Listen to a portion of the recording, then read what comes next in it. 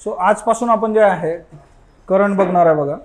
करंटचं coverage जे आहे 2025 करता जानेवारी 2024 पासून कव्हरेज असणार आहे.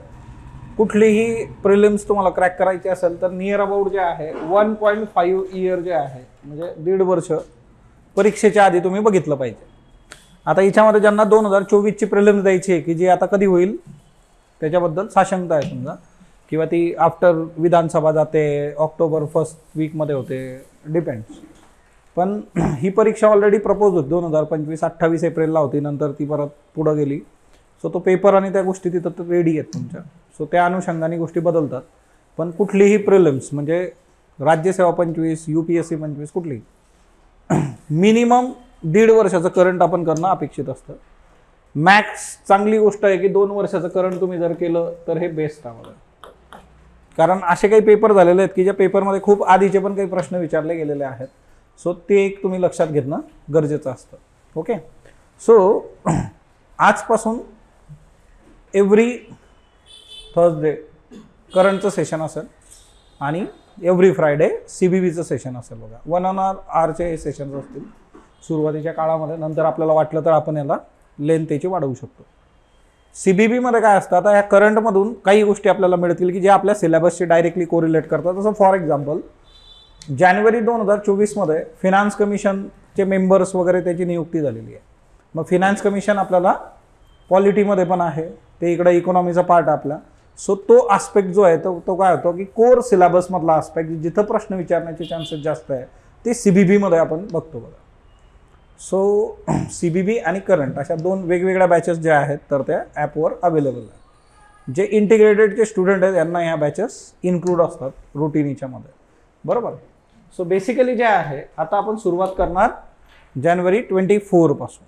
आता एक दुसरी गोष्ट याच्यामध्ये महत्त्वाची आहे ती म्हणजे काय, सकाळी जे सेशन होतं किंवा दिवसा आपण जे डेली बघतो आणि हे बघतो याच्यात काय फरक आहे. तर ज्यांनी सिन्सिअरली जानेवारीचे लेक्चर बघितले सकाळचे त्यांना आता हे लेक्चर सुरू झाल्यावर लक्षात येईल स्वतःला की याच्यात काय डिफरन्स आहे. ओके. आता याच्यात होतं कसं की पूर्ण मंथचं जेव्हा कंपायलेशन येतं इथं तर कितीतरी गोष्टी नंतर पण घडलेल्या असतात किंवा आता जानेवारी बघताना पण मार्चमधले काही रेफरन्सेस त्याला जोडले जातील. सो ते कोरिलेट करून घेतलं आता सगळं. बऱ्याचशा गोष्टी तुम्हाला सकाळच्या याच्यामध्ये केस स्टडीसाठी सांगितल्या जातात की तिथं प्रश्न कुठं अपेक्षित आहे तो याच्यातून भाग गाळला जातो. कुठं कुठलं एक्झाम्पल टाकायचं त्याच्यासाठी काही न्यूज असतात त्या बाजूला गेल्या जातील. इथं जे आपण बघणार आहे हे प्युअरली जे आहे प्रिलिम्स ओरिएंटेड MCQ मध्ये काय काय तुम्हाला डील करता येईल तो कन्सर्न असणार आहे. मेनसाठीचे पण काही प्रश्न मी ते तर रुटीन तुम्हाला सकाळच्या याच्यातून येतं, ते कंपायलेशनमधून तुम्हाला एक्सपेक्टेड प्रश्न येऊन जातील तुमच्या ग्रुपवर, तो एक वेगळा भाग झाला. बट इथं जे आहे की प्रिलिम्समध्ये जास्तीत जास्त आपल्याला GSचा स्कोअर करण्यासाठी करंट आणि CBB या दोन्ही बॅचेस हेल्प करतात. सिम्पली जे आहे कुठलाही पेपर घेतला त्याच्यात नियर अबाउट 15 प्रश्न जे असतात ते कोर करंटचे असतात, डिरेक्टली फ्रॉम न्यूजपेपर किंवा PIB त्याचा सोर्स जो आहे की जे घडतं आहे त्याच्यावर डायरेक्टली 15 प्रश्न. आणि बाकीचे जे नियर अबाउट 85 प्रश्न आहेत याच्यात प्लस मायनस होऊ शकतं. हे जे तुमचे सब्जेक्ट ओरिएंटेड प्रश्न आहे म्हणजे फॉर एक्झाम्पल हिस्ट्री असेल, जिओग्राफी असेल, पॉलिटी असेल. आता अख्खं पॉलिटीचं पुस्तक एवढं आहे की ज्या पॉलिटीच्या पुस्तकातून जर त्याला 15 प्रश्न विचारायचे तर कुठले विचारले पाहिजेत, तर ते 15 प्रश्न कुठले विचारायचे याच्यासाठी आपल्याला कोण गाईड करतं, करंट गाईड करतं बघा. ओके. आणि मग त्या गोष्टी CBB मध्ये कव्हर होतील, बाकीच्या गोष्टी इकडून. जर तुम्ही सिन्सिअरली वर्षभर हे नीट केलं तर कसाही जे आहे याच्यातून तुमचा स्कोर जो आहे मिनिमम 20चा डिफरन्स घेऊन येईल बघा. जे जुने विद्यार्थी असतील की ज्यांचा स्कोर वाढत नाही GS मध्ये त्यांनी जर हा फंडा प्रॉपरली वापरला तर 20 मार्कांनी तुम्ही ग्रो कराल. म्हणजे प्रिलिम्स क्लिअर होऊन तुम्ही निश्चिंत राहता मेनसाठी. बरं, हे का सिन्सिअरली केलं पाहिजे. बऱ्याचदा प्रॉब्लेम होतो की आफ्टर प्रिलिम्स माझा मेनचा निकाल येईल किंवा नाही याच्यामध्ये जवळपास 1 ते 1.5 महिना जातो किंवा टिल रिझल्ट ऑफ प्रिलिम्स. तिच्यात पण UPSCचं चांगलं आहे की ते देऊन टाकतात रिझल्ट पटकन हातामध्ये. MPSCच्या बाबतीमध्ये तो कालावधी लांबू शकतो किंवा तो लांबताना दिसतो आपल्याला. मग त्या केसमध्ये तेवढ्या कालावधीसाठी जर तुम्ही ऑक्सिजनवर असाल होईल की नाही तेवढा कालावधी तुमचा गेला. मग तुम्ही सिम्पली मेन्सच्या जी काही तुमची कॉम्पिटिशन आहे जी काही तुमची प्रोसेस आहे तिच्यातून असे पण बाहेर निघालेलं आहे. तेवढं निश्चिंत आपण असलो पाहिजे की प्रिलिम्स दिल्यानंतर हा माझी प्रिलिम्स क्लिअर होते, दुसऱ्या दिवसापासून मी मेनचा अभ्यास करू शकतो. सो त्याच्यासाठी या गोष्टी महत्त्वाच्या आहेत. सो इथून पुढं कुणीही हे लेक्चर्स बंक करू नका, हे महत्त्वाचे लेक्चर्स आहेत बघा एकदम. ओके, कारण डायरेक्टली तुमचा स्कोअर वाढवतात. ओके, याचे पुढचे मागचे पण काही स्टोरीज आपण इथं डिस्कस करू. त्या स्टोरीज पण समजून घ्या की याची पार्श्वभूमी काय होती एखाद्या गोष्टीची, ती पण आपल्याला डील करता येईल. आता बघा, इस्रायलमध्ये एक गोष्ट घडली होती. इस्रायल जे आहे, इस्रायलची जी काही पार्लियामेंट होती त्यांनी एक कायदा आणला होता. तो कायदा असा होता की सुप्रीम कोर्टाचा कुठलाही निर्णय आमच्यावर लागू होणार नाही जर आम्ही कुठले कायदे बनवले. जसं for example, in case of India, जर आपल्या पार्लमेंटनी असा कायदा बनवला की जो आपल्या संविधानाला सुसंगत नाही किंवा तो आपल्या बेसिक स्ट्रक्चरला धक्का लावतो आहे. बेसिक स्ट्रक्चर पॉलिटीमध्ये शिकतो आपण. सो मुळात जर तसं काही होत असलं तर काय केलं जातं, तो कायदा नल अँड वाईड केला जातो, तो उचलून डस्टबिनमध्ये टाकून देत सुप्रीम कोर्ट. यांनी काय केलं, इस्रायलमधल्या सुप्रीम कोर्टाचा हा अधिकारच काढून घेतला. याचा अर्थ असा होतो, पार्लियामेंटला जे वाटणार आहे ती पार्लमेंट करणार आहे उद्या. मग ते त्यांच्या घटनेच्या विरोधात असू शकतं, बेसिक ह्युमन राईटच्या विरोधात असू शकतं, असं ते गणित होतं. आणि याच्यासाठी इस्रायलमधली लोक रस्त्यावर उतरली होती.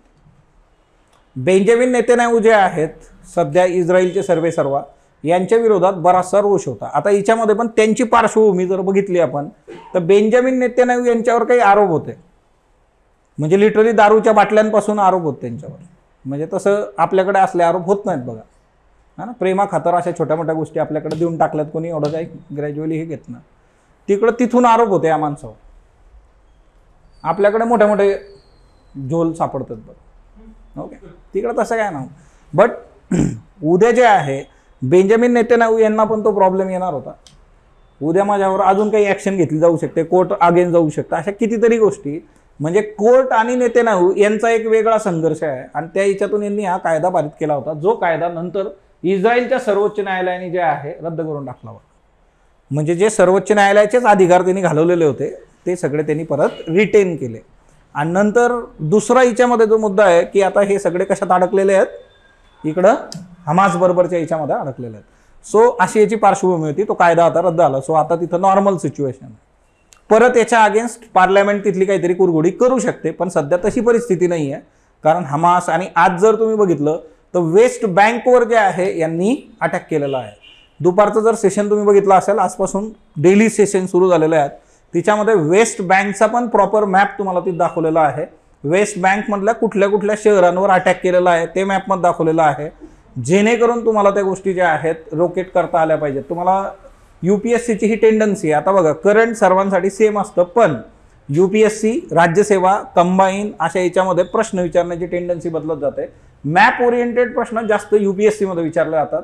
MPSC मध्ये पण तसे प्रश्न जे आहेत दिसतात आपल्याला, पण त्याचं प्रमाण फार कमी आहे. ग्रुप बी ग्रुप सी मध्ये खाली उतरलात तुम्ही, सो त्या केसमध्ये वन लाईनर प्रश्न जे आहेत तर ते जास्त डील होतात तिथं. सो तुम्हाला जिथं ज्या परीक्षेसाठी जो एरिया फोकस करायला सांगितलं तेवढं लक्षात ठेवायचं. कारण आपण बऱ्यापैकी सगळ्या परीक्षांचे फॉर्म भरतो आणि त्या परीक्षा देत असतो. आणि करंट जे आहे तिच्यामध्ये मग ते आस्पेक्ट जसे बदलतील तसे तुम्हाला क्लिअर करून दिलं जातं इथं. ओके, याच्यानंतर आपली दुसरी जी महत्त्वाची न्यूज आहे ती म्हणजे काय, शेख हसीना चौथ्यांदा त्यांनी हिस्ट्री बनवली होती का, फोर्थ टाइम बांगलादेशमध्ये ते सत्तेत आले होते. पण आत्ताची सिच्युएशन जर बघितली तर शेख हसीना यांना बांगलादेश सोडून जे आहे भारतात जे आहे आश्रय घ्यावा लागलेला आहे. त्याचं रिझन असं आहे, यांनी काय केलं होतं, बांगलादेशचा मुक्ती संग्राम जो आहे तिच्यामध्ये ज्यांनी ज्यांनी सहभाग दिला त्यांचे जे आता वंशज आहेत त्यांना 30% आरक्षण दिलं होतं. तुम्ही इमॅजिन करा, 30% आरक्षण म्हणजे it is like a backdoor entry for them.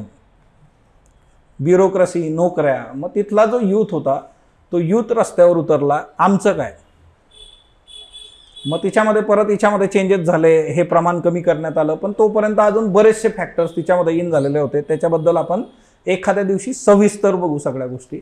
मग हिच्यामध्ये चायनाचा काय रोल आहे, मग हिच्यामध्ये जे आहे की इथले यांचे रायव्हल जे आहेत पॉलिटिकल त्यांचा काय कन्सर्न आहे, अशा सगळ्या गोष्टी तिच्यात आहे. पण आताची जी सिच्युएशन आहे, चौथ्यांदा शेख हसीना सिस्टीम तिथं जे आहेत पंतप्रधान झाल्या होत्या, पण आता त्यांना जे आहे बाजूला सरकावं लागलं. पण या केसमध्ये एक आपला लॉस असा आहे की शेख हसीना आणि भारत यांचे रिलेशन खूप चांगले आहेत बघा. पण आता शेख हसीनाच तिथून गेल्या, तिच्यामुळे आपले उद्योजक जे आहेत किंवा भारताने जे काही करार केलेले आहेत त्याचं भवितव्य आता जे आहे ते टांगणीला लागलेलं आहे. सो ते आता तुम्हाला परत एकदा सगळ्या गोष्टी ज्या आहेत त्या प्रॉपरली बघाव्या लागतील. सो शेख हसीना जे आहे त्यांचं तिथलं गणित जे आहे ते का ना. पण इथं बांगलादेशचा मॅप पण आहे बघा. जस्ट आपण बांगलादेशचा मॅप जो आहे तो ओव्हरलुक करू. हा आपल्यासाठी एक महत्वाचा आहे बघा. बांगलादेशच्या मॅपमध्ये ना ही एक ठिकाण फार महत्वाचं आहे. कॉक्स बाजार म्हणून ठिकाण आहे बघा इथं. ओके, तुम्हाला परीक्षेमध्ये विचारलं जाऊ शकतं कॉक्स बाजार. हा इथं कॉक्स बाजार तुम्हाला दिसतो बघा. ओके, कोणी सांगेल का याचं काय वैशिष्ट्य बरं कॉक्स बाजारचं? हे मी बऱ्याचदा सांगितलेलं आहे रुटीन हिच्यामध्ये सुद्धा. काय बरं इथं? Yes, world's largest refugee settlement. कुणाला ठेवलं इथं? रोहिंग्याज जे आहे बघा. कॉक्स बाजार परीक्षेसाठी खूप खूप महत्वाचं असं हे आहे. सो हे एक लक्षात ठेव. त्याच्यानंतर नेक्स्ट वन जे आहे आता बघा, बे ऑफ बेंगॉल आहे हा. ओके, बे of Bengal, mouth of Ganges जे आहे इथं वरती सारखा इथं तुम्हाला दिसतो बघा. तर ते चित्तागॉंग जे आहे याचा रेफरन्स कशात मिळतो तुम्हाला? इतिहासामध्ये मिळतो बघा. हिस्ट्रीमध्ये पण त्याचे रेफरन्सेस आहेत. सो हे एक आपल्यासाठी महत्वाचं आहे. ओके, याला बॉर्डर कोण कोण करत आहे? म्यानमार. आता ओव्हरऑल जे आहे म्यानमार मधला रखिने प्रोव्हिन्स आहे बघा. त्या रखिने प्रोव्हिन्स मधून म्यानमार मधून मुस्लिम जे आहेत ते कुठे एंट्री करतायत?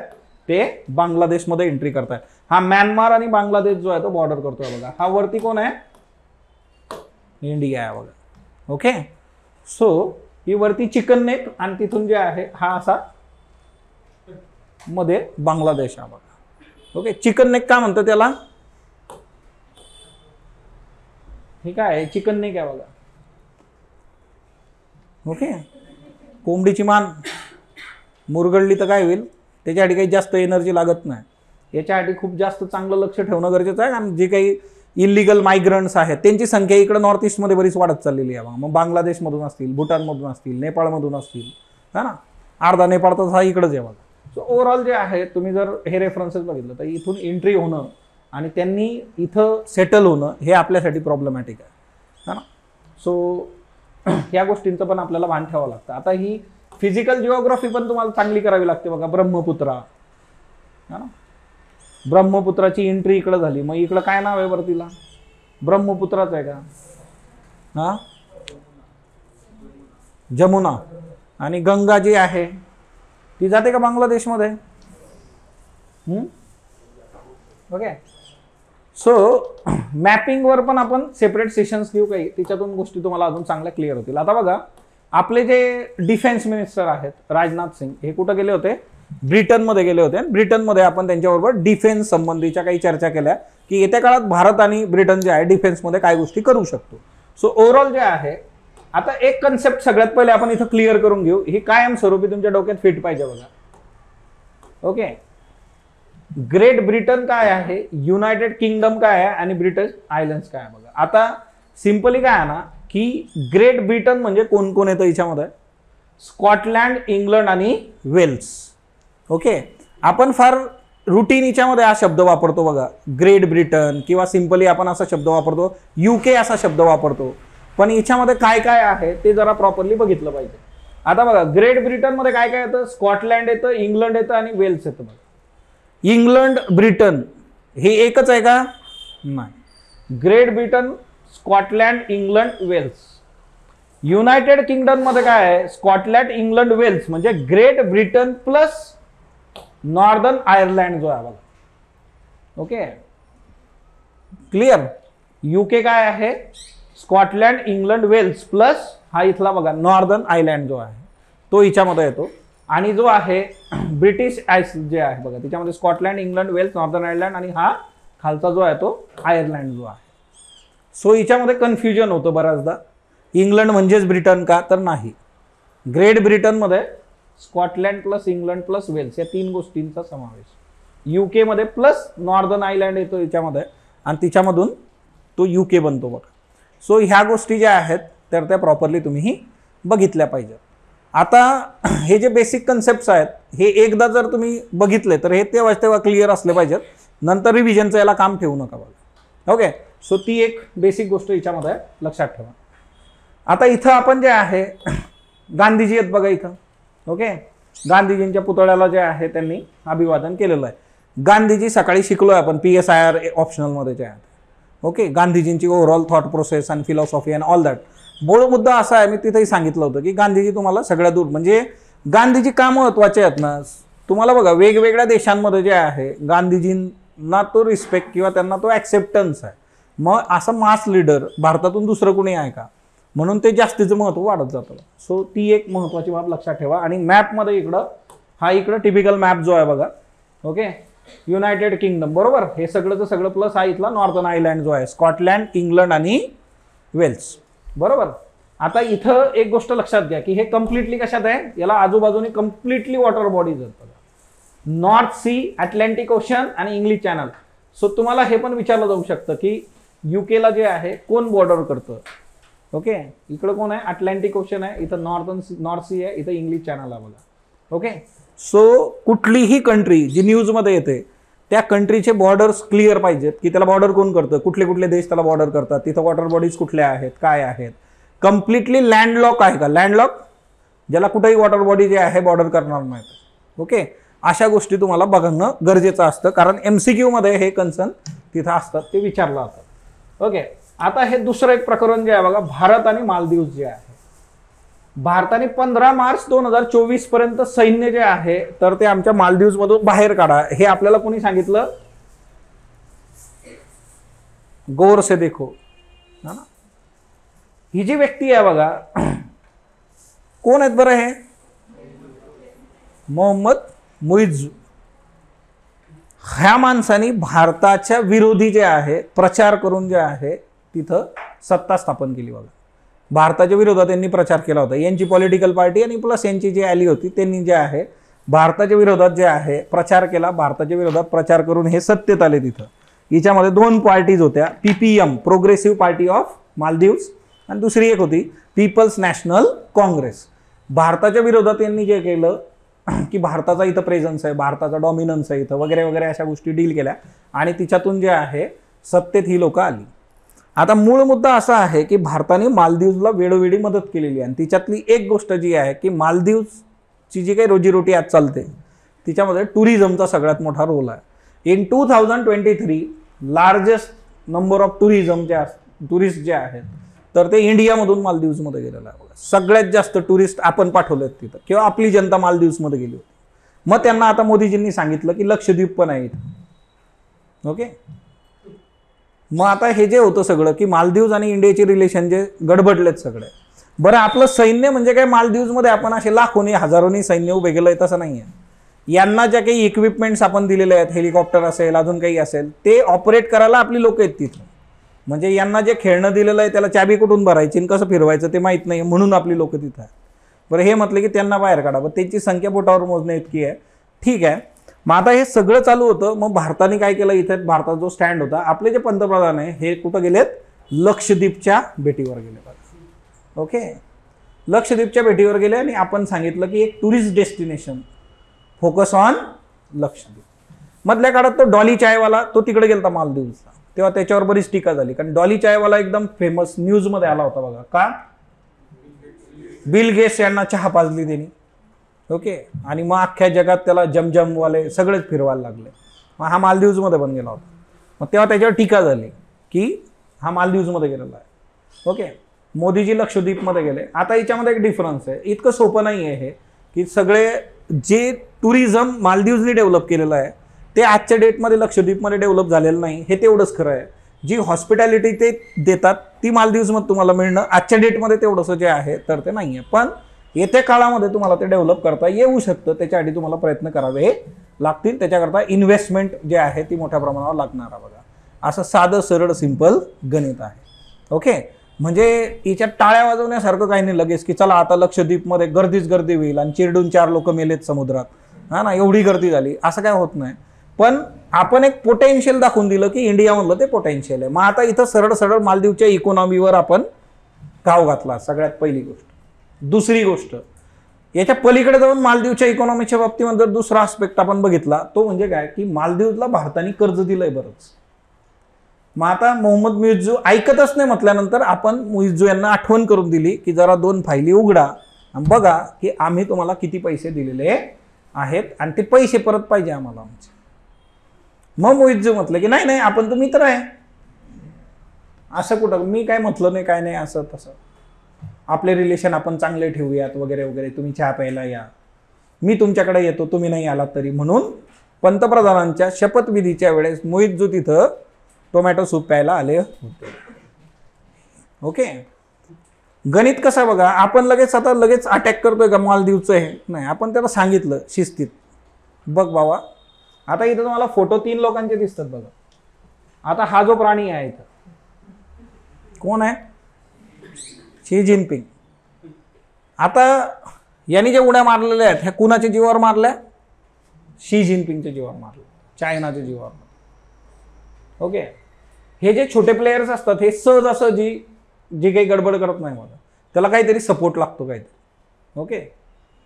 सो तो सपोर्ट जो आहे तो इकडून आहे. म्हणजे हे रिलेशन फक्त इंडिया मालदीव असे नाही आहेत, चायना फॅक्टर पण तिच्यामध्ये मॅटर करतो. तर सायमल्टेनियसली बांगलादेशच्या याच्यात पण तो फॅक्टर आपल्याला तिच्यामध्ये दिसतोय. सो ती एक बाब हिच्यामध्ये मॅटर करते. सो अशा सगळ्या गोष्टी आहेत बघा. आता सध्या तुर्तास तरी शांतता आहे. ओके. जर येत्या काळात काही घडलं तर आपण तिच्यावर बोलू. नेक्स्ट वन, जर्मनीमधले जे शेतकरी होते बघा, त्या शेतकऱ्यांनी जे आहे आंदोलन केलं होतं. जसं आपल्याकडं शेतकरी आंदोलन करतात तशी जगात इतर राष्ट्र पण करत असतात. तिच्यामध्ये जर्मनीमधले शेतकरी जे आहे त्यांनी पण आंदोलन केलं होतं. आता काल बघा GS3च्या सेशनमध्ये सबसिडीवर आपण बोललो होतो, ॲग्रिकल्चर सबसिडीज. जर्मनीने काय केलेलं आहे, ॲग्रिकल्चर सबसिडीज ज्या आहेत तर त्या कपात करून टाकलेली तिच्यामध्ये, कट डाऊन केलेल्या आहेत ॲग्रिकल्चर सबसिडीज. आणि ते सेड की तुम्हाला ट्रॅक्टर हे ते घेण्यासाठी जे आहेत आम्ही इथून पुढे काही सबसिडी देणार नाही. आणि मग तिथला जो शेतकरी आहे तो नाराज झाला होता, कारण त्यांनी कालच ॲड बघितली होती सरपंच ट्रॅक्टरची. तो म्हटला की जे काही मान आहे तो सरपंच ट्रॅक्टरला मला घ्यायचा आहे, मला सबसिडी पाहिजे. सरकार म्हटलं नाही. मग यांनी फुल राडा केला. यांनी ट्रॅक्टरमध्ये शेतातली सगळी जी आहे माती, शेण, घाण ती भरून रस्त्यावर ओतली. गव्हर्नमेंटच्या कार्यालयाच्या समोरच टाकलं त्यांनी आणून सतत. यांची जी आहे आंदोलन करण्याची पद्धत थोडी वेगळी आहे. आपल्याकडं असं काही होत नाही. यांच्याकडून कदाचित आपण येत्या काळात हे शिकू शकतो बघा. ओके. सो आणि हे बघा सगळा चक्का जामच आहे, बिलकुल ओळीत उभे आहेत एकदम डिसिप्लिन, बाकीच्यांचा विषयच नाही डायरेक्ट. सो असे शेतकरींचे आंदोलनं जर्मनी किंवा इतर देशांमध्ये पण झालेले आहेत. असं काही नाही इथंच झालंय. गेल्या वर्षभरामध्ये तुम्हाला बरेच बघायला मिळतात बघा. सो वाहन, ट्रॅक्टर, ओके, ट्रॅक्स अशा याच्या खरेदीवर जे आहे टॅक्समध्ये जे काही बेनिफिट्स होते ते पण काढून टाकले यांनी, की नाही तुम्हाला पूर्ण टॅक्स भरावा लागेल. सो त्या केसमध्ये हे सगळं गडबडलं. 13 डिसेंबर 2023, 13 डिसेंबरला यांनी घोषणा केली आणि त्याच्यानंतर लोक रस्त्यावर उतरली थी. सो असं सगळं हे आहे. ओके. नेक्स्ट वन जे आहे ब्रिक्स. आता बघा ब्रिक्सच्या अध्यक्षपदासाठी भारताचा जो आहे रशियाला पाठिंबा. आता रशियाकडे जे आहे ना ब्रिक्सचं अध्यक्षपद गेलं आहे बघा. ओके. 24 जानेवारी जे आहे. ओके. आता आपल्यासाठी प्रश्न जो विचारला जाईल आपल्याला तो काय आहे, ब्रिक्सवर बेसिक प्रश्न विचारला जातो. आपल्यासाठी ब्रिक्स महत्वाचा आहे बघा. ओके. आता इथं जे आहे व्लादिमीर पुतिन जे आहे बघा यांनी सांगितलं की बाबा प्रेसिडेन्सी जे आहे 2024, तर त्याच्यासाठी आम्ही कशासाठी काम करणार ब्रिक्समध्ये, for the fair world order. बघा हा जगातला सगळ्यात मोठा जोक आहे बघा. Okay. For the fair world order. आणि इकडे चालू काय आहे, युक्रेन. बरोबर. सो यांच्याकडे ही प्रेसिडेन्सी गेली. भारताने सपोर्ट दिलेला आहे की चला चांगली गोष्ट आहे, शेवटी आपण करणार आहे सपोर्ट, आपला मित्र आहे बघा किती गडबड असला तरी. जानेवारी 1 पासून जे आहे रशिया जे आहे त्याच्याकडे ब्रिक्सची चेअरमनशिप गेली. आता सुरुवातीला ब्रिक्सचं गणित एकदम सोपं होतं. B for Brazil, R for Russia, I for India, C for China, S for south Africa. Okay. आता या ब्रिक्समध्ये काही नवीन प्लेयर्सची एंट्री झालेली आहे. 1 जानेवारीला हे सगळे प्लेयर ॲड होणार होते हिच्यामध्ये. हिच्यात एक चेंज आहे. 1 जानेवारीला हिच्यामध्ये सौदी अरेबियाने मात्र एंट्री काही घेतली नाही. सौदी अरेबिया म्हटले तुम्ही पुढं व्हा, मी येतो मागून. ओके. आता सौदी अरेबियाचे नेमके इश्यूज जे आहेत ते काय आहेत अजून त्यांनी क्लिअर नाही केलं, पण की 1 तारखेला म्हणजे 1 जानेवारी इजिप्त, इथिओपिया, इराण आणि UAE हे सगळेचे सगळे जे आहेत तर ते जॉईन झाले ब्रिक्सचे नवीन सदस्य. ओके. म्हणजे बाकीचे तर आहेत Brazil, Russia, India, China, South Africa. त्याच्याबरोबर आता कोण कोण आलं, इजिप्त, इथिओपिया, इराण आणि UAE. आता हे ब्रिक्सचं महत्त्व काय बघा, why BRICS is important. Overall जर तुम्ही सगळ्यांचा विचार केला तर ब्रिक्स जगाच्या 45% पॉप्युलेशन या देशांमध्ये राहते. ओके, आता सिंपल आहे, इंडिया आणि चायना तिच्यात आल्यावर बाकीचं राहिलंच काय. 45% पॉप्युलेशन आहे. ब्रिक्स महत्वाचं काय. ओके, दुसरी गोष्ट, if we talk about a global economy, 28% जे आहे ग्लोबल इकॉनॉमीच्या जे आहेत ब्रिक्सच्या इकॉनॉमीचा. आता ही जी आकडेवारी आहे, ही आकडेवारी कुठे यूज करायची? GS3 मध्ये यूज करायची. ही आकडेवारी GS2 मध्ये यूज करायची. इंटरनॅशनल रिलेशन्स मध्ये वापरू शकता, IR मध्ये वापरू शकता, PSIR मध्ये वापरू शकता. ही आकडेवारी तुम्हाला ग्लोबल इकॉनॉमीचा विचार झाला, तिच्यामध्ये ब्रिक्सचा काय इम्पॅक्ट पडतो वगैरे वगैरे, इंडियाला काय बेनिफिट होऊ शकतात, तिथं वापरू शकता. जी आकडेवारी या लेक्चर्समधून येईल ती जरी प्रामाणिकपणे तुम्ही बाजूला घेतली, ती जरी बाय हार्ट केली तर मोर दॅन इनफ आहे. तुम्हाला दुसरीकडे काही शोधायची गरज नाही. ओके, सो या दोन गोष्टी महत्वाच्या आहेत. 28% इकॉनॉमी जागतिक आणि 45% पॉप्युलेशन. बरं, BRICS is focusing on infrastructure too. 2014 मध्ये ब्रिक्सनी एक बँक आणली. ती बँक आहे नॅशनल डेव्हलपमेंट बँक. ओके, कुठे याचं हेडक्वार्टर कोण सांगेल बरं? देश सांगतो, चायनामध्ये. ओके, शहर कोण सांगेल बरं? 2014 मध्ये यांनी ही बँक बनवली, नॅशनल डेव्हलपमेंट बँक. का न्यू डेव्हलपमेंट बँक आहे? New development bank. नॅशनल असणार आहे का? नाही, कारण हा इंटरनॅशनल कार्यक्रम चालू आहे इथं. बरोबर. सो ही जी न्यू डेव्हलपमेंट बँक आहे, कुठे आहे याचं हेडक्वार्टर? शांघाय. कन्फर्म का बीजिंग? हा, मोबाईलचा योग्य वापर करू शकता ना तुम्ही. हा, शांघाय. बर. ओके, 2014 मध्ये आलं. याचा उद्देश काय आहे? याचा उद्देश आहे focus on infrastructure. Okay, focus on infra. Okay, पायाभूत सुविधांसाठी फंडिंग देते ही बँक. कुणाला? या सदस्यांना. तिच्यातून जे आहे आपण पण पैसे घेत राहतो बघा, चांगलं आहे आपल्यासाठी. या सर्वांमध्ये सगळ्यात मोठी इकॉनॉमी कुठली आहे? चायना. 2 नंबरला कोण आहे? इंडिया. 3 नंबरला कोण आहे? रशिया. याच्या ज्या इकॉनॉमी ज्या आहेत ब्रिक्स मधल्या ज्या आहेत. ओके, आता याच्यामध्ये दुसरा एक महत्वाचा कन्सर्न आहे.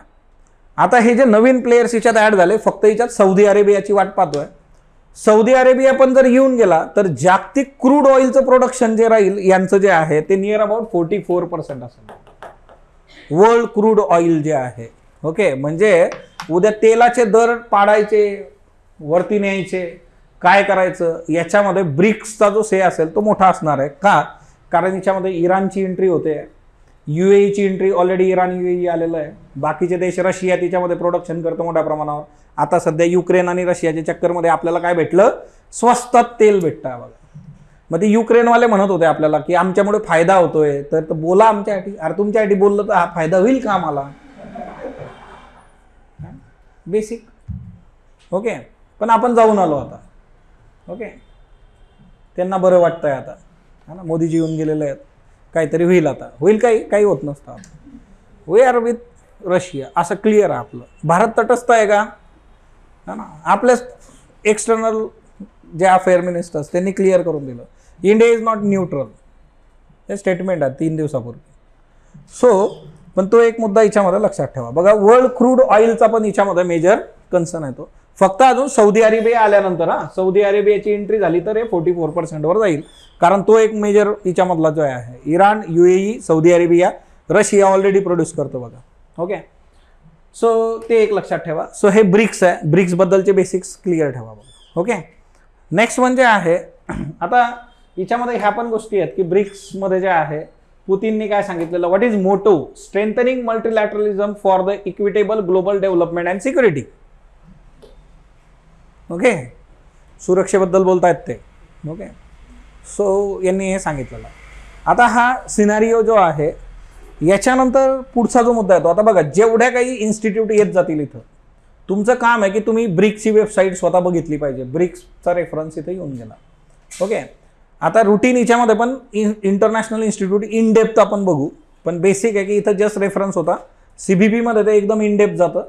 सो इकडं जे आहे तुम्हाला बेसिक क्लिअर होऊन गेलं. ब्रिक्समध्ये कोण कोण आहे, काय काय आहे, ब्रिक्स काय काम करतो, तर या सगळ्या देशांसाठी जे आहे यांना एक प्रॉपरली गोष्टी डील करायच्या आहेत बघा.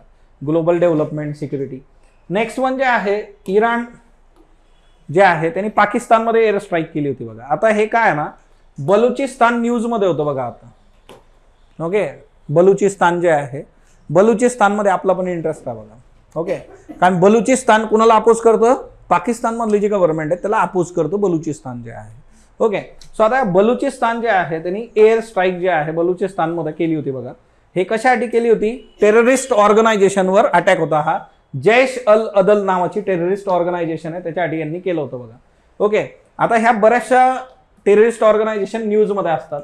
तुम्हाला GS3 मध्ये सायबर आपलं सिक्युरिटी नावाचा कन्सर्न आहे बघा त्याच्यामध्ये. ओके, किंवा GS2 मध्ये सुद्धा इंटरनॅशनल रिलेशन मध्ये हा मेजर कन्सर्न काम करतो. GS4 मध्ये इंटरनॅशनल इथिक्स नावाची गोष्ट आहे, तिथे पण हे मॅटर करतं, terrorist attacks and all that. So Jaish e Adl जे आहे बघा, तो हा एक सुन्नी दहशतवादी गट आहे. आणि आता शिया सुन्नी है ना, असे दोन जे आहेत बघा, त्यातला हे सुन्नी दहशतवादी आहे. ह्याला पीपल्स रेजिस्टन्स ऑफ इराण म्हणून पण ओळखलं जातं बघा. Okay, people's resistance of Iran असं पण याला म्हणतात. सुरुवातीचं याचं नाव होतं जुंद अल्लाह. 2012 मध्ये याचं नाव बदललं जैश अल अदल. ओके, 2002-2003 मध्ये याची स्थापना झालेली आहे बघा. सो अशा मिडल ईस्टमध्ये पण तुम्हाला असे बरंचसं सापडणार आहे. म्हणजे पाकिस्तान आहे, अफगाणिस्तान आहे, तालिबान. आता तालिबान, अफगाणिस्तानी तालिबान, पाकिस्तानी तालिबान यांचे पण डिफरन्सेस तुम्हाला दिसतात. सो येत्या काळामध्ये बघू. किंवा दुसरं जे आहे, इराक आणि इस्रायल सध्या पेटापेटी आहे बघा. बरोबर, हे दोन सध्या एकदमच जे आहे हॉट याच्यामध्ये आहेत बघा. बरोबर, आता इराकमधलं जे आहे मोसादचं जे केंद्र आहे बघा, तिच्यामध्ये इराणनी मिसाईल हल्ला केला. आता बघा, इथं इराण आहे, इथं इराक आहे बघा. ओके, सो इराकमध्ये जे आहे आता भांडणं कोणाची चालू आहे सध्या, इराण आणि इस्रायल जे आहे. मोसाद काय आहे बरं, इस्रायलची गुप्तहेर संघटना आहे ही. जसं आपलं काय आहे रॉ, तसं हे मोसाद आहे बघा इस्रायलचं जे आहे. सो ते तुम्हाला माहित पाहिजे. किंवा USचं काय आहे बरं, ओके, पाकिस्तानचं काय आहे ISI हा ना. ते तर टेररिस्ट बरोबर बसलेले असते, ते चहा प्यायला, बिस्किट खायला हा ना, त्यांच्याबरोबरच काम करते. ते कामच करत नाही, ते म्हणते हां चला तुम्ही जा, तुम्हाला खाऊ घातले बिस्किट आणि चहा, जाओ तुम्ही. सो ते तसले कामं जरा जास्त करतात. फिलिपिन्स आणि चीन यांच्यामध्ये पण जे आहे टेन्शन्स आहे. आता टेन्शन्स चायनामुळे जो आहे, साऊथ चायना सीला जेवढे बॉर्डर करणारे देश आहेत. ओके, साऊथ चायना सीचा पण मॅप येईल, एक बऱ्याचदा येतो वर्षभरात, 4-5दा तुमचा रिवाईज होईल, 9 डॅश लाईन वगैरे. सो यांचे ऑलरेडी तिथं वाद आहेत बघा. सो साऊथ चायना सीचा पण मॅप तुम्हाला महत्वाचा आहे. आता मी जे जे सांगेल, आता समजा काही रेफरन्सेस देईल तर तुमचं काम आहे की साऊथ चायना सी आजच्या आज बघा, 9 डॅश लाईन, 10 डॅश लाईन नव्याने जे आहे न्यूजमध्ये, 9 डॅश लाईन, 10 डॅश लाईन काय आहे ते बघून घ्यायचं. South China Sea is very very important. कधी कुठल्याही परीक्षेत प्रश्न विचारले जाण्याचे 99.99% चान्सेस असणारा एरिया आहे. सो साऊथ चायना सी जो आहे तो प्रत्येकाने चांगला करून ठेवायचा. मॅप प्रत्येकाकडे असला पाहिजे. हे जे लेक्चर आहे ना, या लेक्चरच्या वेळेस तुमच्याकडे जे आहे मॅप असला पाहिजे बघा. ओके, प्रत्येकाकडे मॅप असणं गरजेचं आहे ह्या लेक्चरच्या वेळेस. कुठलंही म्हणजे तुम्ही रेग्युलर यूट्यूबवरचं लेक्चर जे आहे करायचं, ते करताना पण मॅप तुमच्याकडे असला पाहिजे. मॅपमध्ये त्या गोष्टी ज्या आहेत त्या पटापट तुम्ही बघितल्या पाहिजेत. किंवा तुम्हाला जॉग्राफीमध्ये सरांनी जे आहे बघा मॅप पॉइंटिंग दिलेलं आहे, किंवा त्याच्यात ते ठिकाणं देतात वेगवेगळे, ते करणं गरजेचं आहे. तर तो मॅप तुमच्याकडे असला पाहिजे. आता हा जो मॅप आहे बघा, हे 2 जण डोकं टाकून बघताय तिच्यामध्ये, बरोबर, चांगली गोष्ट आहे हा ना, फक्त फुटू नका देऊ डोकं. आता ही जो मॅप आहे ना, या मॅपमध्ये बऱ्याचशा गोष्टी झूम करून तुम्हाला नाही बघता येणार, बरोबर. आता तिच्यात लिमिटेशन्स येतात. जसं वेस्ट बँक जर तुम्ही तिथं बघायला गेला तर ते खूप प्रॉम्प्टली तुम्हाला बघता येणार नाही. तर त्याचे मॅप्स तुम्हाला या नोट्समध्ये असतात, याचे मॅप्स तुम्हाला जे आहेत ते लेक्चर्समध्ये असतात, की तो एरिया प्रॉपरली झूम करून दाखवणं, तिथल्या कुठल्या कुठल्या प्लेसेस न्यूजमध्ये आहे तर ते दाखवणं. सो त्यामुळे ह्या गोष्टी प्रॉपरली नोट डाऊन करणं, प्रॉपरली बघणं गरजेचं आहे. ओके, सो ती एक गोष्ट बघू. यावर्षी आपण एक नवीन गोष्ट करतोय, ती म्हणजे काय, की एक पूर्ण मंथ झाल्यानंतर त्या मंथमध्ये जेवढे मॅप आपण बघितलेले आहेत ते परत एकदा आपण रिवाईज करणार आहोत. ओके, सो तिच्यामुळे मॅप तुमचे पाठ होऊन जातील, गरज तुम्हाला पडणार नाही. आता बघा, फ्री मुवमेंट रेजिम नावाची एक गोष्ट आहे बघा, फ्री मुवमेंट रेजिम. ओके, ही कुणाबरोबर होती, म्यानमार बरोबर भारताची. फ्री मुवमेंट रेजिम नावाचं प्रकरण जे आहे ते लुकिस्ट पॉलिसी जी आहे बघा आपली, ऍक्टिस्ट पॉलिसी होती आधी, सॉरी ऍक्टिस्ट पॉलिसी आधी, लुकिस्ट पॉलिसी होती, नंतर ती झाली ऍक्टिस्ट पॉलिसी. सो इन 2018 आपण ऍक्टिस्ट पॉलिसीच्या अंतर्गत हे घेऊन आलो. आता बघा, दोघे गोष्टी आपण समजून घेऊ आधी. What is look east and what is act east. Okay, हे आपल्यासाठी महत्वाचं आहे बघा. What is look east and what is act east. सगळ्यात आधी जो कार्यक्रम आपण राबवला होता तो होता look east policy. Okay, look east policy 1992 मध्ये आपण घेऊन आलो होतो. 1992 मध्ये लुक ईस्ट पॉलिसी. ओके, आता याच्यामध्ये जे आशियान राष्ट्र आहेत, ओके, सगळे जे काही एशियन ग्रुप आहे बघा हा सगळा, यांच्याबरोबर आपल्याला काय करायचं होतं, इकॉनॉमिक कोऑपरेशन करायचं होतं. म्हणजे यांच्याबरोबर व्यापार करणं, ट्रेड जो आहे. सो आपला जो इंटरेस्ट होता हा होता इकॉनॉमिक इंटरेस्ट होता. त्याच्यासाठी लुकिस्ट पॉलिसी आली 1992 मध्ये. सगळे जे आशियान कंट्रीज आहेत, आज तुमचं काम आहे बघा आशियान कंट्रीज कुठल्या कुठल्या आहेत त्याचा मॅप बघा, त्याची नावं बघा. हे सगळे आशियान देशांबरोबर व्यापार करणं किंवा इकॉनॉमिक ग्रो करणं हा कन्सर्न होता. इन 2014 जेव्हा गव्हर्नमेंट बदललं बघा, मोदीजी पहिल्यांदा PM झाले. सो मोदीजी म्हटले की किती दिवस बघत बसणार तुम्ही असं, look east, will go for act east. So ही लुकिस्ट पॉलिसी झाली ॲक्ट ईस्ट पॉलिसी. ओके, ही ॲक्ट ईस्ट पॉलिसी जी आहे, तर ही ॲक्ट ईस्ट पॉलिसी नोव्हेंबर 14 मध्ये डील झाली. Okay, November 14 act east policy 2014. जसे सत्तेत आले होते पहिल्याच वर्षी यांनी हे बसवलं बघा. 12th एशियन समिट होतो त्यावेळेस. ओके, हे काय होतं, 12th एशियन इंडिया समिट होतं बघा. म्हणजे शिखर परिषद ज्याला आपण म्हणतो, भारताची या आशियान कंट्रीज बरोबर होती 12वी, आणि ही म्यानमारमध्ये झाली होती at that time. So Myanmar बरोबर हा जो करार होण्याचं कारण आहे, हा पण एक मेजर तिच्यातला कन्सर्न आहे की लुकिस्ट वरून आपण ॲक्टिस्टमध्ये 2014 मध्ये ज्यावेळेस हे सगळं धोरण बदललं, तर ती सगळी परिषद कुठं होती, शिखर परिषद म्यानमारमध्ये होती. सो म्यानमार बरोबर आपण त्याच वेळेस फ्री मुवमेंट रेजिम हे केलं. ते काय आहे ते पण आपण बघणार आहे. आता याच्यामध्ये मग फरक काय आहे, हा सिंपल एक मुद्दा आहे तो बघा. Okay, what is difference. तर डिफरन्स असा आहे की पहिले काय होतं, एशियन कंट्रीज जे आहे किंवा आशियान कंट्रीजवर फोकस होता. नाव it is Asia Pacific region जे आहे, आपण आपला जो आहे हे विस्तारला. एशिया पॅसिफिकचा विचार आपण याच्यात करायला लागलो. आपण काय केलं, त्याला वाईडन केला. Second thing, we focus on security too. सुरक्षेचा पण कन्सर्न आपण इथं आणला, फक्त इकॉनॉमी नाही. आता इकॉनॉमी तर आहेच आहे, बट सिक्युरिटी पण तिच्यामध्ये आली. Okay, clear. सो ही कन्सेप्ट तुम्हाला क्लिअर असली पाहिजे की what is look east and what is act east. Clear. International relation असू द्या किंवा कुठल्याही याच्यामध्ये तुम्हाला कधी काही विचारलं तुम्हाला हे सांगता आलं पाहिजे. सेकंडली, हा कन्सर्न क्लिअर झाला. नाव फ्री मुवमेंट रेजिम जे आहे. Okay, free movement regime. आता याच्यामध्ये काय केलं आपण, दोन देशांमधली जी बॉर्डर असते ती बॉर्डरच आपण काढून टाकली बघा. काढून टाकली इन द सेन्स, आपण काय केलं, आता भारत आणि म्यानमारची जी बॉर्डर आहे, समजा ही बॉर्डर आहे बघा भारत म्यानमारची. आता या बॉर्डरच्या आजूबाजूला राहणारी जी लोक आहेत, यांचं कल्चर, भाषा किंवा ओव्हरऑल जडणघडण जी आहे त्याचा प्रादेशिक एक इम्पॅक्ट असतो. सो यांचे जे रिलेशन्स आहेत ते चांगले ग्रो व्हावे किंवा जे आधीपासून आहे तर त्यांना त्यांच्या आप्तस्वकी यांना भेटणं वगैरे अशा सगळ्या गोष्टी. सो 16 किलोमीटर दोघीकडे तुम्ही जाऊ शकता.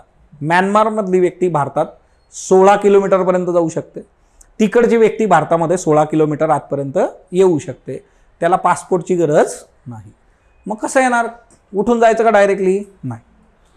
For that purpose you have to go for a border pass. तुम्हाला एक बॉर्डर पास मिळणार. जसं आपण STचा पास काढायचो शाळेमध्ये, हा ना, अपडाऊन करायला. अपडाऊन केलंय का तुम्ही, बॉर्डर पास. ओके, हा बॉर्डर पास 1 इयरसाठी व्हॅलिड असतो. तुम्ही एकदा काढला, 1 वर्षासाठी व्हॅलिड असेल. सो हा बॉर्डर पास कॅरी करायचा आहे तुम्हाला. तुम्ही जाऊ शकता म्यानमारमधले भारतात, भारतातले म्यानमारमध्ये. तुम्ही 15 डेज और 2 वीक्स, 14 दिवस समजा, 2 वीक्सपर्यंत तुम्ही तिथं राहू शकता बघा. ओके, म्हणजे तुम्ही तिकडे गेलात किंवा तिकडून आपल्याकडे कुणी आलं तर किती दिवस राहू शकतं, जास्तीत जास्त 2 वीक्स करता राहू शकता. नाही तर तिकडून सामान घेऊन इकडेच राहायला या असं नाही. जास्तीत जास्त 2 वीक्सपर्यंत तुम्ही राहू शकता. क्लिअर, असंही गणित आहे. आता भारताने जे आहे हे सगळं बॉर्डर फ्री मुवमेंट रेजिम जे आहे हे बंद करण्याचा निर्णय घेतला. का निर्णय घेतला, त्याच्यामागे बरीच कारणं आहेत. जसं इन्सर्जन्सी आहे, इलिगल मायग्रंट्स आहेत, किंवा ओव्हरऑल मणिपूरचा जो सगळा व्हायलन्स आहे, मणिपूरमध्ये जे घडलेलं आहे तिच्यामध्ये तो एक कन्सर्न आहे की तिकडून काही गोष्टी होणं. अशी बरीच वेगवेगळी कारणं त्याच्या मागं आहेत. एखाद दिवशी आपण ते सेपरेटली बघू, पण फ्री मुवमेंट रिजिम आपण काढून टाकण्याचं ठरवलं. मग आता फ्री मुवमेंट रिजिम जाईल, आता तिथं बॉर्डर परत उभी राहून जाईल आणि हे जे चालू होता कार्यक्रम इकडून तिकडं 16 किलोमीटर हा बंद होऊन जाईल. मग तुम्हाला जायचं असलं तर त्याच्यासाठी मग अजून स्ट्रिक्ट नॉर्म्स जे आहेत तिथं येतील. दुसरी गोष्ट आहे की मग आता इंडिया आणि म्यानमारच्या बॉर्डरवर बॉर्डर शेअर करणारे आपले स्टेट्स किती आहे म्यानमारचे? There are 4 states. कुठले कुठले आहेत? मिझोराम आहे ऑब्विसली. आता मणिपूरचं नाव घेतलं बघा, so Manipur will be there. Nagaland आणि अरुणाचल जे आहे. Okay, so Naga and Arunachal. Mizo, Manipur, Naga and Arunachal एवढे जे आहेत तर ते स्टेट्स इथं आहेत. बरं, ही जी बॉर्डर आहे या बॉर्डरला सिक्युरिटी कोण देतं? आसाम रायफल्स. ओके, हे महत्वाचं आहे. Okay, Assam rifles. Assam rifles आपल्या चॅनलवर एक व्हिडिओ पण आहे बघा, पॅरामिलिटरी फोर्सेस, तो बघून घ्या. पॅरामिलिटरी फोर्सेस जे आहेत, CAPF ची एक्झाम तुम्ही द्याल त्या काळामध्ये, सो CAPF तिच्यामधून जे आहे. आसाम रायफल्स आहे का CAPF मध्ये का नाही? ओके, सो आसाम रायफल जे आहे तर ते तिथं वर्क करतो. सो हा एक मुद्दा लक्षात ठेवा की जी सिक्युरिटी जी आहे ती डिजिटल. सो आता हे जे आपण बघितलं, कुठलीही न्यूज तुम्ही ज्यावेळेस बघाल तुमचं काम काय असणार आहे? तिची चीरफाड करून टाकायची बघा. तिथं जे जे दिसतंय ते तिथं सगळं कव्हर झालं पाहिजे. एक एक टर्म जी आहे ती तिच्यातली डील झाली पाहिजे. म्हणजे आता लक्षात आलं का सकाळचं लेक्चर आणि हे लेक्चर काय फरक याच्यात? ही सकाळच्या लेक्चरमध्ये न्यूज होती, त्या न्यूजला आपण काय केलं इथं अजून तिच्यामध्ये इनपुट्स टाकले. यातले पण काही इनपुट्स मी सकाळी पण सांगत असतो, जी लोक प्रॉपरली फॉलो करतात त्यांना तिथं पण बऱ्याचशा गोष्टी डील होतात. पण त्याच्याशी related each and every aspect जो आहे तर तो इथं कव्हर होतो. हेच ह्या बॅचचं वैशिष्ट्य असतं. म्हणजे याच्या बाहेर शक्यतोवर जाणार नाही. करंटचे मार्क तर मिळतीलच मिळतील, याच्याबरोबर करंट बरोबर येणारे 2-4 असे प्रश्न तुम्ही सॉल्व्ह करू शकता. ओके, आणि ते तुम्हाला परीक्षेमध्ये पण कव्हर होऊन जाईल, म्हणजे क्लिअर होईल येणाऱ्या परीक्षेमध्ये. Okay, next one. ओके, आता बघा, इंडियाला सिक्युरिटी काउन्सिलमध्ये परमनंट मेंबरशिप पाहिजे बघा. ओके, आता इलॉन मस्क हा प्राणी एक न्यूजमध्ये आहे गेले काही दिवस. ओके, हा जास्त न्यूजमध्ये आला ट्विटरमुळे जे आहे बघा. ओके, इलॉन मस्कने ट्विटर विकत घेतलं, मग ती चिमणी उडवून टाकली त्यांनी. ओके, आणि मग तिथं आता जे आहे फुली मारली त्यांनी, एक्स. ओके, सो हा जो इलॉन मस्क आहे हा म्हटला होता की भारताला संयुक्त राष्ट्र सुरक्षा परिषदेमध्ये परमनंट मेंबरशिप असली पाहिजे. आता सुरक्षा परिषद आपल्या युनायटेड नेशनचे टोटल किती महत्त्वाच्या म्हणजे त्याचे जे काही प्रिन्सिपल ऑर्गन्स आहेत ते किती आहेत? 6. ओके, आज तुमचं काम आहे की युनायटेड नेशनचे 6 प्रिन्सिपल ऑर्गन्स कुठले आहेत. तिच्यातलं एक मी तुम्हाला इथं सांगतो, ते कुठलं आहे? युनायटेड नेशन सिक्युरिटी काउन्सिल, म्हणजेच संयुक्त राष्ट्र सुरक्षा परिषद. आता ही जी सुरक्षा परिषद आहे ही का महत्वाची, का भारत याच्यामध्ये परमनंट पाहिजे? याच्यामध्ये परमनंट मेंबर्स किती आहेत? 5. टोटल मेंबर्स याच्यामध्ये असतात 15. याच्यामध्ये 10 टेम्पररी आहेत आणि 5 परमनंट आहे. याच्यामध्ये UK, US. आता सांगा पटकन, UK म्हणजे कोण कोण?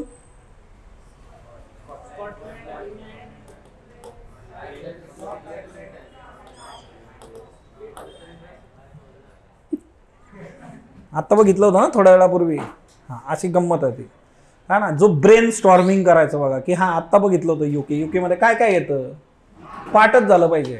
परत आयुष्यात पानं पलटायची गरज पडता कामा नाही. क्लिअर? सो सिंपली जे आहे UK, US, France, Russia, China 5 जे आहेत तर ते परमनंट मेंबर्स आहेत. बाकी 10 जे आहेत टेम्पररी, तिच्यात आपण पण येत जात राहतो तिथं. याच्यामध्ये काय असतं ना, या 10चं पण डिस्ट्रीब्युशन आहे. 10चं डिस्ट्रीब्युशन आहे की 5 from Africa Asia region. Okay, 10चं डिस्ट्रीब्युशन पण क्लिअर करून टाकून 5 असतात बघा कुठून? आफ्रिका आणि आशिया. आफ्रिकेतून 3, एशियातून 2, झाले टोटल 5. हे सोडले तर 2 लॅटिन अमेरिका आणि कॅरेबियन याच्यामधून असतात बघा. लॅटिन अमेरिका आणि कॅरेबियन जे आहे तिथून 2 असतात. एक ईस्टर्न युरोपियन मधून असतो आणि एक वेस्टर्न युरोपियन मधून असतो बघा. सो ईस्टर्न युरोप आणि एक वेस्टर्न युरोप जे आहे, असे टोटल झाले जे आहेत तर ते, सॉरी, वेस्टर्न युरोपमधून 2 असतात, ईस्टर्न युरोपमधून 1 असतो. म्हणजे 2, 2, 4, 1, 5 आणि हे वरती 5, असे 10 टेम्पररी मेंबर्स असतात. याचा हेडक्वार्टर कुठं आहे? न्यूयॉर्कमध्ये जे आहे बघा. ओके, सिक्युरिटी काउन्सिल हे कुठं आहे? न्यूयॉर्क. ओके, आता बघा हे 6 ऑर्गन्स आहेत बरोबर, वेगवेगळे. ओके, प्रिन्सिपल त्याचे 6 अंग युनायटेड नेशनचे. सो मूळ याच्यामध्ये हे सिक्युरिटी काउन्सिल का महत्वाचं आहे त्याचं रिझन असं आहे, यांच्याकडे असते व्हेटो पॉवर. व्हेटो पॉवर्स म्हणजे नकाराधिकार. इथं आता व्हेटो पॉवरची गंमत अशी आहे की एकाने जर नाही म्हटलं तर ते काम होऊ शकत नाही. म्हणजे फॉर एक्झाम्पल तुम्ही रूममध्ये 3 लोक राहताय है ना, एकाने जर म्हटलं की चला आज आपण शेवभाजी खायला जाऊ, दुसरा जर म्हटला नाही तर ज्याला शेवभाजी खायची आहे त्याला पण खाता येणार नाही. त्याच्याकडे पैसे असले तरी, त्याच्या घरून डबा आलेला असला तरी नाही खायचे. याला म्हणतात नकाराधिकार. आता गंमत अशी आहे, Russia is a part of United nation security council आणि त्याच्या परमनंट मेंबरकडेच आहे हे जे अधिकार आहे. व्हेटो पॉवर कुणाकडे आहे? ऑनली फॉर परमनंट मेंबर्स, ते टेम्पररी नाही आहे. रशिया बसलाय बघा इथं. आता युक्रेनवर हल्ला केल्यानंतर युनायटेड नेशनमध्ये रशियाच्या अगेन्स्ट डायरेक्टली काही होऊ शकतं का? नाही, कारण सिक्युरिटी काउन्सिलचं कामच काय आहे? इंटरनॅशनल लेवलला सिक्युरिटी प्रोव्हाइड करा, त्याच्यामध्ये कुठलेही प्रॉब्लेम्स होऊ देऊ नका. कुठं जर जे आहे व्हायलन्स होत असेल त्याला शांतता तिथं दिली गेली पाहिजे. काही सपोर्ट करता आला तर तो करा. पण इथं रशियाच दंगा करतोय आणि त्याच्या अगेन्स्ट काही करायला गेलं तोच म्हणाल नाही, नकाराधिकार त्याच्याकडे, जावं घरी. असा कार्यक्रम आहे आणि आपल्याला भारताला याच्यात जाऊन बसायचं आहे बघा. ओके, मग आता खालचा मॅप काय करतोय इथं? ओके, हा जो खालचा मॅप आहे बघा इथं, याच्यामध्ये 4 देश तुम्हाला दिसत आहेत. ह्या G4 कंट्रीज आहेत बघा. यांना म्हटलं जातं G4. G4 मध्ये काय काय येतं? Brazil, Germany, India and Japan. G4 countries. Okay, Brazil, Germany. आता हे जे देश आहेत बघा, हे G4 जन्माला कधी आलं? 2004 मध्ये. सोपं आहे बघा, G4 2004. ओके, हे काय करतात? हे एकमेकाला सपोर्ट करतात. याला घ्या, याला घ्या, परमनंट मेंबरमध्ये याला घ्या. जसं सार्वजनिक ठिकाणी जेवायला बसल्यानंतर घे की थोडं, घे की थोडं, म्हणजे तो म्हणतो बरोबर मी घेतो पण मग तू पण घे, हा ना, पीस टाक, मग अरे पीस घे. तसं आहे की परमनंट मेंबरशिपसाठी सपोर्ट करणं एकमेकाला. तसं हे परमनंट मेंबरसाठी एकमेकाला सपोर्ट करणारे 4 मित्र आहेत बघा, Brazil, Germany, India and Japan. आता यांच्यासाठी भारताने मार्च 2024 मध्ये, म्हणजे आता मार्च 24 मध्ये G4 मॉडेल जन्माला घातलं बघा. G4 मॉडेल जन्माला घालणारा देश कोण आहे? इंडिया. ओके, 44 नाही हा, G4. G4 मॉडेल कुणी दिलं? इंडियाने दिलं. MCQ आहे हा डायरेक्टली, है ना. G4 मॉडेल गिव्हन बाय, आणि 4 देशांची नावं तुम्हाला देतील की जे G4 कंट्रीज आहे. So G4 model given by India. इंडियाने G4 मॉडेल दिलं. याच्यात इंडियाने काय सांगितलेलं आहे की तुम्हाला आम्हाला मध्ये घ्यायचंय तर काय करावं लागेल? You have to increase the number of members. 5च आहे ना परमनंट, तर त्याची संख्या वाढवा. मग त्याच्यात आम्ही इन होऊ शकतो. किती करायची? 10 करा, 15 करा, 20 करा, 25 करा. कारण आम्ही आलो की पाकिस्तान पण येऊन बसेल दाराशी, त्याला मात्र घेऊ नका. ते माहिती आहे जगाला, नाही घ्यायचं त्याला. ओके, दुसरं जे आहे की जे काही डिसिजन्स असतील ते decision on the basis of democratic वेनी झाले पाहिजे. लोकशाहीच्या मार्गाने तुम्ही डिसिजन घेतले पाहिजे. तिसरी गोष्ट आहे की व्हेटो पॉवरच्या बद्दल तुम्ही गोष्टी प्रॉपरली डील केल्या पाहिजे की व्हेटो पॉवर्स कुठल्या कंडिशनमध्ये असतील, कुठल्या कंडिशनमध्ये नसतील, त्याच्यावर पण विचार करणं गरजेचं आहे. नकाराधिकार. आणि चौथा मुद्दा याच्यामधला जो होता तो म्हणजे रिजनल रिप्रेझेंटेशन. आता गंमत बघा तुम्ही, हे UK, फ्रान्स, ओके, हे कुठले आहेत बरं? European countries. बरं, युरोप आहे केवढा? युरोपमधले देश म्हणजे आपल्याकडची गावं आहेत. ओके, छोटे छोटे. त्यांना तुम्ही 2-2 लोकांना प्रतिनिधित्व दिलं इथं. आणि हा अख्खा आशिया केवढा मोठा आहे, आफ्रिका केवढा मोठा आहे, किती देश आहे तिच्यात. मग ते आफ्रिकेतून आहे का वरती कोणी? मग याचं काय की रिजनल रिप्रेझेंटेशन असलं पाहिजे ना तिथं. मग तुम्ही आमच्या वतीने निर्णय घेता की मला आमच्यातलं एकाला तर घ्या मध्ये. मग ते म्हटलं की ते भारतात बघा म्हटलंय, है ना, मुलींचं लग्नाचं वय 21 करायचं का, है ना. 21 सदस्यांपैकी 20 महिला आणि 1च पुरुष आहे. असं आहे का? 1 महिला आणि 20 पुरुष आहेत त्याच्यामध्ये, का 1 महिला आणि 30 पुरुष आहेत? 30 अधिक 1 येते. महिलांबद्दल निर्णय घ्या आणि महिलाच नाही तिच्यात. ते म्हटले बघा आता तुम्ही आम्हाला सांगता, तुमचं बघा बरं एकदा. ते म्हटलं की नाही, ती वेगळं आहे आमचं आहे का ना, इकडं बघा म्हटलं काय करायचं. सो हे लक्षात ठेवा बघा, G4 जे आहे. आता यांना एंट्री जर द्यायची असली सिक्युरिटी काउन्सिलमध्ये, प्रोसिजर काय आहे? चला सगळं ठीक आहे, एंट्री घ्यायची आपल्याला, तर what will be the procedure? Procedure will be general assembly 2/3 इथं डील करणार बघा. यांची जी संयुक्त राष्ट्राची आमसभा किंवा ज्याला जनरल असेंब्ली म्हटलं जातं, तिने 2/3 हो म्हटलं पाहिजे. ओके, म्हणजे जसं आपल्याकडे काय म्हणतो याला स्पेशल मेजॉरिटी आहे. यांनी हो म्हटल्यानंतर हे 5चे 5 पण तयार झाले पाहिजे. हे जे कार्यकर्ते तिथं रशिया आणि चायना. आता मला सांगा, भारताला आत घ्यायचं तर चायना हो म्हणाल का बरं? हाच तर मोठा प्रॉब्लेम आहे. सगळं जग जरी म्हटलं की घ्या घ्या, रशिया म्हणतोय घ्या, रशिया सपोर्ट करतं आपल्याला, मधून मधून US म्हणतं बरं ठीक आहे आपण पण करू, दिसतं तेवढं है ना. ते कसं या आमच्या घरी, या आमच्या घरी, सगळं खानदान एका ठिकाणी जमा झालं की ते 2-4 लोक म्हणतात नाही, जो जात राहतो बॅग धरून, पुढच्या वेळेस आमच्याकडे पण या, असं तो एखादा म्हणतो, मग दुसऱ्याला थोडं लाज वाटल्यासारखं होतं, तो म्हणतो आमच्याकडे पण या. तसं आहे. यांना माहिती आहे की इथं कोण आहे? चायना. चायनाचा नकार अधिकार आहे. तो कसा इंडियाला इन करेल? कारण चायनाला अरुणाचल प्रदेश त्यांच्या मॅपमध्ये जोडून घेतं. ते रात्री झोपल्या त्याला सकाळी उठून सांगावं लागतं, हा ना, झोपेत तू आमच्या एरियात आलाय, त्याला उठ इथून, हा ना. त्याला अरुणाचल प्रदेश पाहिजे, तिकडं वरती अक्साई चीन आहे बघा. म्हणजे चायना याच्यातला मेजर अडचण आहे.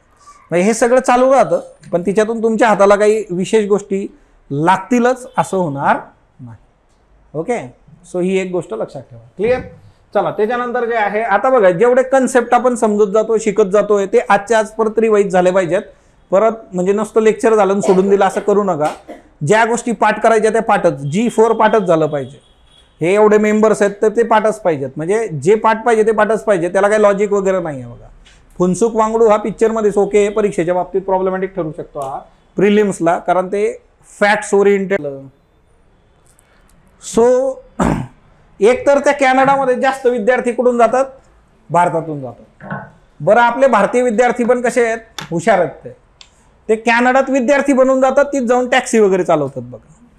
बरोबर, तिथं असे काही विद्यापीठं आहेत, असे काही कॉलेजेस आहेत कॅनडामध्ये, है ना, दुर्लक्षित कॉलेजेस. या कधीतरी भेटून जा आम्हाला, है ना. तर स्टुडंट विसावर जायचं, तिकडे जाऊन काहीतरी काम करायचं, कारण कॅनडामध्ये रोजगार त्यांना मिळतोय, हा एक हे आहे.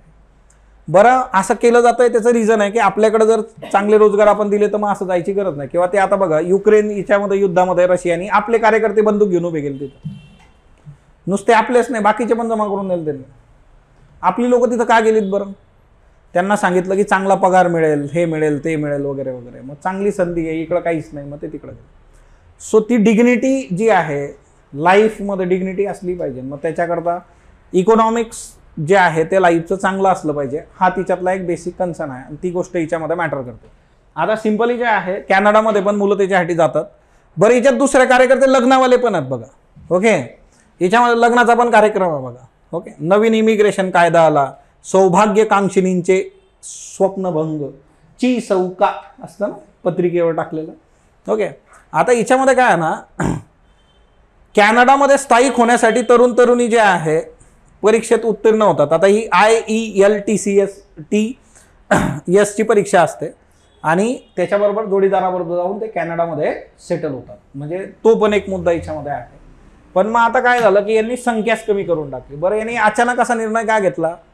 यांनी अचानक असा निर्णय घेण्याचं कारण असं आहे की भारत आणि कॅनडाचे रिलेशन सध्या फाटलेले आहेत. असं एवढ्या 25-30 वर्षात पहिल्यांदा झालं की हे एकदम एक्स्ट्रीम लेवलला आपले रिलेशन खराब झालेत कॅनडावर. कारण ज्या व्यक्तीला भारताने जे आहे दहशतवादी ठरवलेला आहे, त्या व्यक्तीचा मृत्यू होऊन मग भारताला त्याच्यासाठी जबाबदार ठरवणं कॅनडाच्या पंतप्रधानांनी, ते पण त्यांच्या पार्लमेंटमध्ये. बरं, बराचसा जो शीख समुदाय आहे तो आज कॅनडामध्ये आहे. ब्रिटिश कोलंबिया नावाचा प्रांत आहे कॅनडामध्ये. तुम्ही कॅनडाचा मॅप बघितला तिच्यात तुम्हाला दिसेल ब्रिटिश कोलंबिया. या ब्रिटिश कोलंबियामध्ये मॅक्झिमम जो काही क्राऊड आहे तो कोण आहे? शीख समुदायाचा आहे. ब्रिटिश कोलंबियामध्ये शीख समुदाय का बसला तर त्याचं रिजन आहे की तो फर्टाईल रिजन आहे. तिथं जे आहे तुम्हाला संधी जास्त आहे, सो ते तिथं बसल्या आणि त्यांचा एक मोठा क्राऊड आहे तिथं की जो कॅनडाच्या पॉलिटिक्सवर इम्पॅक्ट टाकतो. कॅनडामध्ये ज्याला इलेक्शन लढवायचे त्यांना या शीख समुदायाचे वोट्स पाहिजेत, म्हणजे तो पण एक मुद्दा आहे. बरं, तिथं जे आहे की भारतातून जे आहे खलिस्तानवादी चळवळ चालवणारी लोक जी आहेत ती तिथं आहेत. मग भारतातून फुटीरतावादी गट जे आहेत त्यांना सपोर्ट करणं, तिथून गोष्टी करणं, अशा सगळ्या गोष्टी होत्या. आणि कॅनडाला आपण जे आहे या गोष्टीमध्ये इंटरेस्ट आपण जे आहे ते की सडेतोड उत्तर दिलेलं आहे. कॅनडाचे जेवढे काही डिप्लोमॅट्स वगैरे होते त्यांना डायरेक्ट पाठवलं आपण घरी की निघा, परत दिसू नका इकडं, जोपर्यंत आम्ही सांगत नाही तोपर्यंत. असं घडलेलं नव्हतं आजपर्यंत. प्रत्येक देशामध्ये कुठं ना कुठं काहीतरी वादावादी चालू असते, पण एवढ्या एक्स्ट्रीम लेवलला ते जात नाही. ते कॅनडाच्या बाबतीत झालेलं आहे. ओके, सो कॅनडाचे आणि भारताचे रिलेशन आजच्या डेटमध्ये, मग याच्यामध्ये सगळा इतिहास आहे बघ. खलिस्तानवादी चळवळ हे मागे आता खूप आधी घडून गेलेलं आहे लास्ट इयर वगैरे, तर ते आपल्या लेक्चर्समध्ये आहेत. सगळी चळवळ जी आहे, ऑपरेशन जे आहे ब्ल्यू स्टार वगैरे, सगळ्या गोष्टी तिच्यामध्ये आहेत बघा. ओके, बट बेसिकली जे आहे कॅनडाचे आणि आपले रिलेशन जे आहेत तर ते. आणि दुसरी गोष्ट, आपल्या इथले काही फेक जे काही एजंट्स असतात ते पण गडबड करून कॅनडाला जनता पाठवतात बघा. त्यांच्या पासपोर्टमध्ये गडबड सापडली की हे मुलं परत रिटर्न पण पाठवले जातात. म्हणजे असे बरेच तिच्यामध्ये इश्यू आहेत. ओके, सो कॅनडाच्या बाबतीमध्ये तो एक मुद्दा याच्यामध्ये लक्षात ठेवावा. ओके, देन नेक्स्ट वन जे आहे, इस्रायलला जे आहे गाझामधला नरसंहार रोखण्याचे आदेश दिले गेले. कुणी दिलं? आंतरराष्ट्रीय न्यायालय.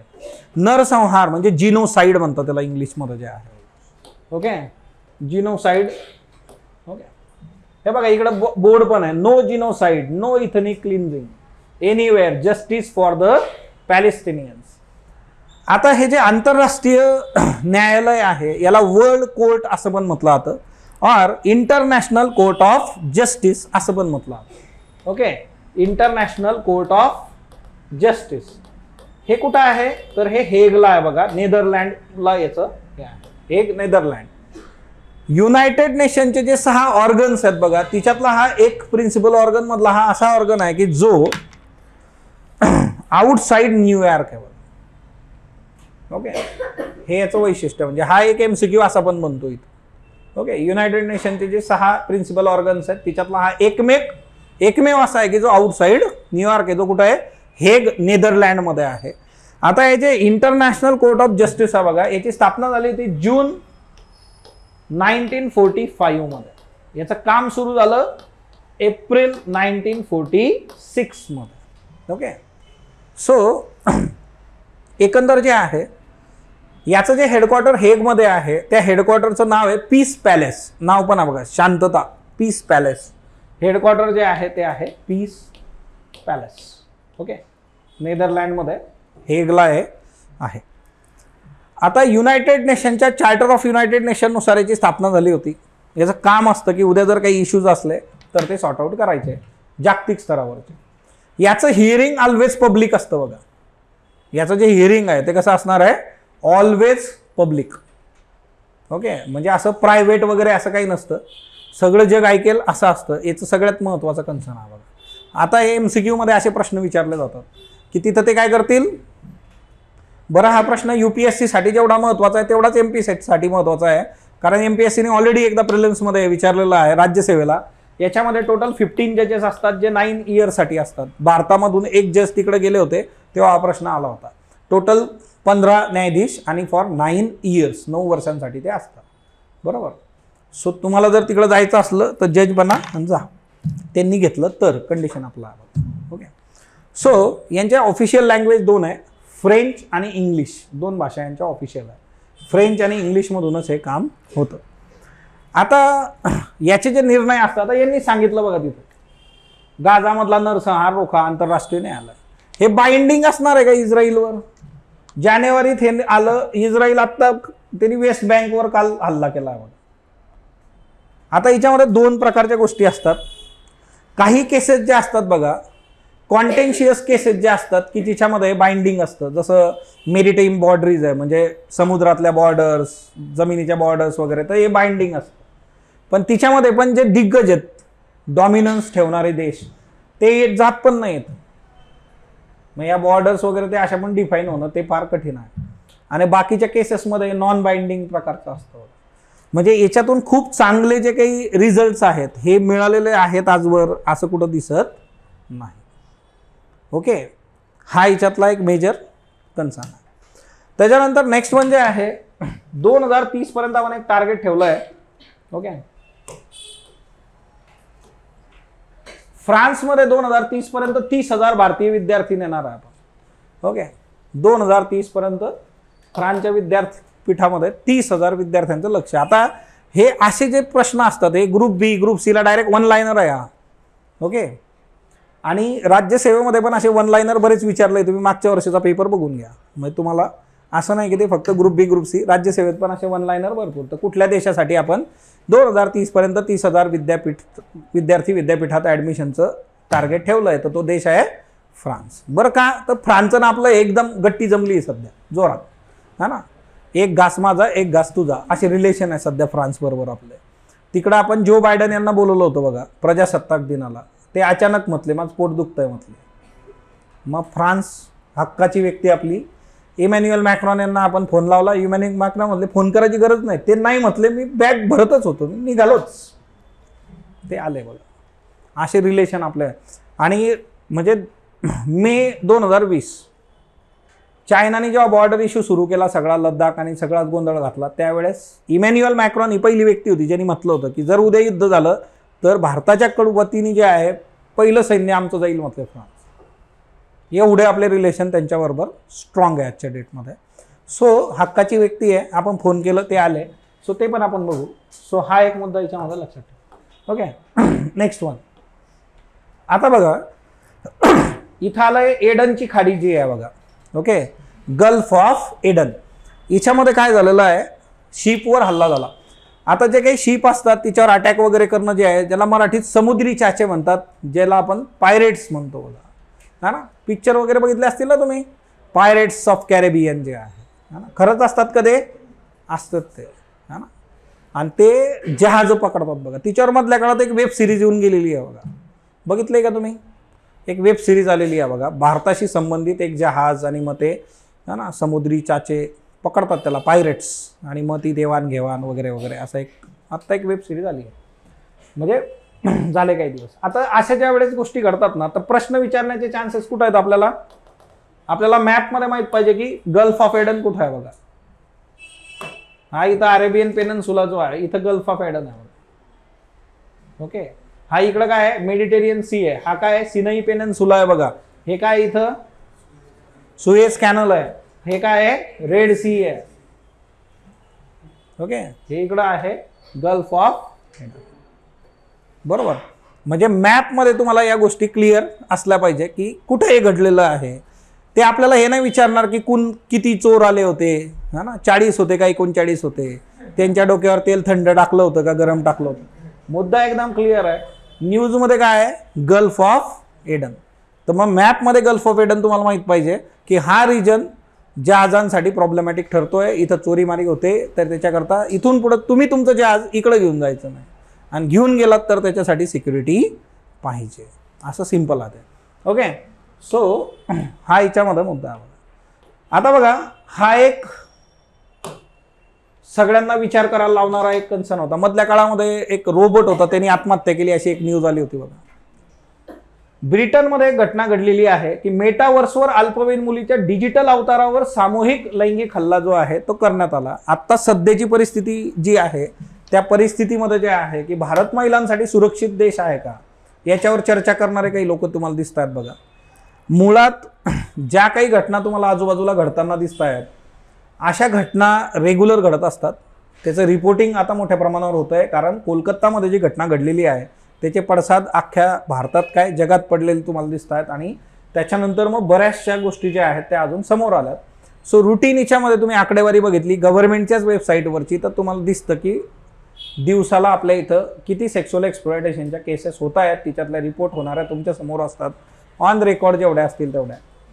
आता हे काय झालेलं आहे की एक लहान मुलगी डिजिटल अवतारावर तिच्यावर जे आहे लैंगिक हल्ला करण्यात आला. म्हणजे मानसिकता कुठपर्यंत आपली गेलेली आहे, किती खालवलेली आहे.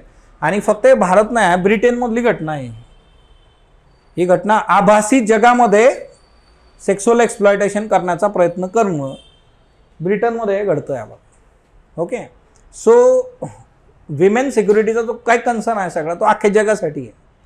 तो फक्त ना की भारतासाठी किंवा एखाद्या विशिष्ट शहरासाठी असं नाही आहे, तो अख्ख्या जगासाठी आहे आणि त्याच्यावर काम करणं गरजेचं आहे.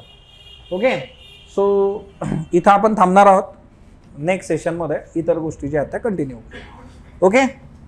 सो परमनंट मेंबर म्हणजे महासत्ता का असं काही नाही आहे बघा अमृता.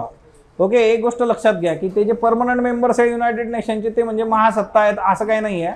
इथं ॲज सच आजच्या डेटमध्ये महासत्ता जी आहे म्हटली जाते ती US एकच उरली आहे ना. बाकीचे डॉमिनन्स असणारे किंवा ज्यांचा स्ट्रॉंग होल्ड आहे जगामध्ये असे काही देश तुम्ही बघू शकता. बट असं परमनंट म्हणजे महासत्ता नाही होत. ओके.